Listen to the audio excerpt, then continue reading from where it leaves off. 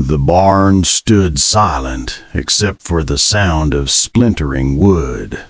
Jacob Mercer's hands trembled as he held the crowbar, the lock lying broken at his feet. The old steamer trunk sat before him, lid partially raised. "Jacob, no!" Sarah's voice cracked behind him, raw with terror. She stood in the doorway, her face drained of all color. He lifted the lid fully open. Inside lay a tiny blue gingham dress, small enough for a child. Beneath it, a wooden doll, and underneath, a tintype photograph of Sarah, years younger, standing beside a man who wasn't Jacob. In her arms, a little girl with dark curls. Sarah's knees buckled. A sob escaped her lips, a sound like something dying. Jacob stared, unable to form words. The silence between them stretched like a canyon. But before this moment shattered their world, let me take you back to where it all began. 3 months earlier, Jacob had been content with his simple Montana life. His days followed a steady rhythm, tending horses, mending fences, working the land. Sarah would have breakfast waiting, and they'd eat in comfortable quiet. She'd been his wife for 2 years, and he'd counted himself lucky. Sarah was private, never talked much about her life before Montana. Jacob had assumed there wasn't much to tell. Farm girl, orphaned young, came west for a new start. The trunk arrived on a Tuesday. A freight wagon brought supplies and one additional item, a battered steamer trunk from Philadelphia. Sarah had never mentioned Philadelphia. When she saw it, she went still as stone. "Put it in the barn," she said, her voice strange and high.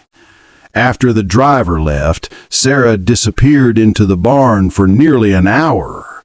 When she emerged, her eyes were red-rimmed. That night at dinner, Jacob asked about it. "Just some old things from before, nothing important." "Family things?" "Something like that." She wouldn't meet his eyes. Then she said the words that would haunt him. "Jacob, promise me something. Promise me you'll never open that trunk. Never. Please." The desperation in her voice startled him. "Jacob, promise me." Her hand gripped his wrist hard. "Just trust me on this." He promised, but that trunk sat in the barn like a secret with weight. The trunk changed things between them. Sarah became distant, removed. She'd stand at the kitchen window, staring toward the barn, her hands motionless in the dishwater. At night she'd lie awake, her breath catching on something unsaid. She started making excuses to go to the barn alone. Once Jacob followed quietly and heard her crying, deep, wrenching sobs, the kind that come from grief too big to carry alone. Then letters started arriving, 3 over 6 weeks. From Philadelphia, no name on the return address. Sarah would tuck them inside her apron without a word. After each one arrived, she'd spend longer in the barn, and her eyes would carry a haunted look for days. Late one evening, Jacob finally broke. "Sarah, who keeps writing to you?" She went rigid. "Just someone from before." "Before what?" "Before here, before us." "It doesn't concern you, Jacob." The word stung. "You're my wife. How does that not concern me?" She stood abruptly. "Because some things are meant to stay buried. Some doors are meant to stay locked." That night, unable to sleep, Jacob stood in the barn doorway, lantern in hand, staring at the trunk. "Promise me you'll never open that trunk." He wrestled with himself. Trust or truth, love or answers. In the end, he turned away, but the battle was getting harder to win. Everything came to a head on a Saturday in late August. Jacob rode into town for supplies but returned early. The house was empty. He walked toward the barn and heard voices, Sarah's and a man's, low and urgent. Jacob's blood went cold. He peered through a gap in the boards. Sarah stood near the trunk, and across from her stood a well-dressed stranger, his face creased with emotion. "You can't just pretend she never existed, Sarah," the man said, voice thick with pain. "She was our daughter, our daughter." Jacob's world tilted. "Don't," Sarah whispered through tears. "Please, Daniel, don't do this. I've respected your wishes for 2 years. I've stayed away, but I can't keep pretending anymore. I need to talk about her with someone who loved her too. I can't. If I let myself remember, I'll fall apart. I have a husband who doesn't know the truth," Daniel finished. "You can't live a lie forever." Daniel pulled out a letter. "I'm leaving tomorrow, going back east, but Emma's doctor wanted you to know it wasn't your fault. There was nothing anyone could have done." Emma. The little girl had a name. "Why come here and tear everything open?" Sarah asked. "Because I'm getting married again, and I need to put Emma to rest in my heart before I can move forward. I thought maybe you needed that too." Daniel touched her shoulder briefly, then walked out and rode away. Sarah sank to her knees beside the trunk, weeping. Jacob stood frozen. His wife had been a mother, a wife. She'd lost a child, and she'd never said a word. As the sun set, Jacob made his decision. He would open the trunk and know the truth. The next afternoon, while Sarah tended the garden, Jacob walked into the barn with a crowbar. The lock broke easily. That's when Sarah's voice cut through the air. "Jacob, no!" And now they stood in the wreckage of trust.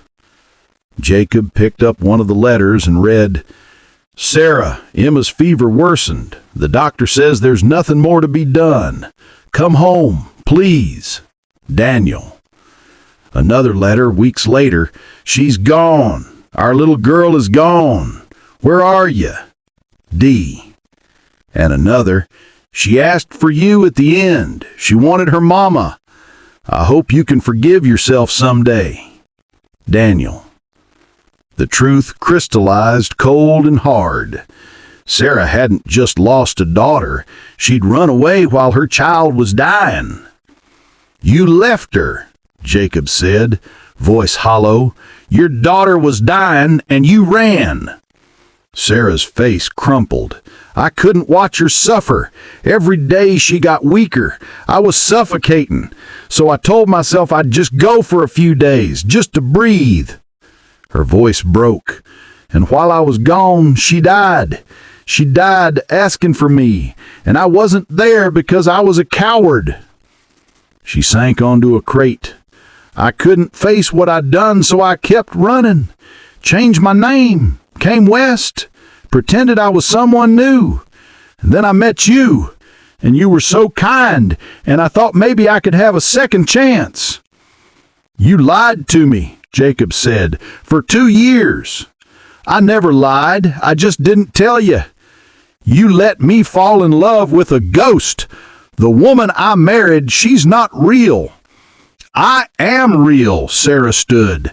"This life we built, that's real." "No, you don't get to just erase a child because the grief was too hard. Emma was real. She lived. She mattered. And you shoved her in a trunk and locked her away." Sarah wrapped her arms around herself. I know, I live with it every day, but I didn't know how to tell you that I'm not the person you think I am. I don't know how to forgive this. I don't know if I can. I don't know if I can forgive myself either. Jacob spent the night in the barn, reading all the letters. Underneath Daniel's letters, he found Sarah's, unsent, written to Emma, but never mailed. My darling girl, watching you hurt is killing me. I don't know how to be strong enough for this. I just need a few days to clear my head, then I'll come back stronger, I promise. They sent word you're gone. I wasn't there. I'll never forgive myself. Letter after letter, documenting a mother's love and crushing guilt. Sarah hadn't abandoned Emma out of callousness. She'd fled out of overwhelming grief, made a terrible choice in unbearable pain, and had been punishing herself ever since. At dawn, Jacob walked to the house. Sarah sat at the kitchen table, pale and drawn. I read them, he said quietly. All of them. Sarah's eyes filled with tears. You should have told me, not because I wouldn't have married you, but because grief like that needs air. It needs light. You can't lock it away. I was afraid you'd see me as weak, as someone who fails the people she loves. Jacob took her hands. I see a woman who made a terrible mistake, who loved her daughter so much that watching her die was unbearable, who's been carrying crushing guilt alone. A sob escaped Sarah's throat. I don't know what happens next, but Emma shouldn't be locked in a trunk. She should be remembered, and you should stop punishing yourself long enough to grieve her properly. Sarah broke apart completely, and Jacob held her as she grieved openly for the first time in 2 years. For her daughter, for the mother she'd failed to be, for the life she'd left behind. I'm so sorry, Sarah whispered. In the weeks that followed, things didn't magically heal, but they began to change. Sarah wrote to Daniel and apologized. He wrote back with forgiveness, not because what she'd done was acceptable, but because holding on to anger was just another kind of death. Together, Sarah and Jacob built a small memorial in the garden with Emma's name and planted wildflowers around it. Sarah began telling stories about Emma, pulling her daughter out of the shadows and into the light of memory where she belonged. The trunk moved into the house, no longer locked. The little dress hung on a wall as a remembrance, not a tomb. Jacob learned that love isn't about marrying a perfect person, but choosing to love the imperfect, broken person standing in front of you, flawed and hurting and trying.